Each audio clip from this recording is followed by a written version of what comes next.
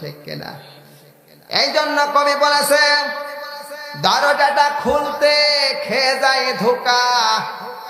এই সন্তান যখন দরজা খোলে মনে হয় জনম দক্ষিণী মা বলে বসে আছে, কথা বলেন ঠিক কিনা?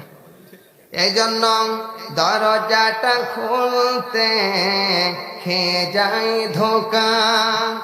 মা বোঝে বলছে এলি নাকি খোকা, বুকের ভেতরটা নড়ে চড়ে ওঠে, চোখ বেয়ে জল নেমে আসে, শুধু মানে শুধু মানে জানি ফির পাব না হারানোতে থেম, মা শুধু আজ তাই প্রেমে বাধা স্মৃতি।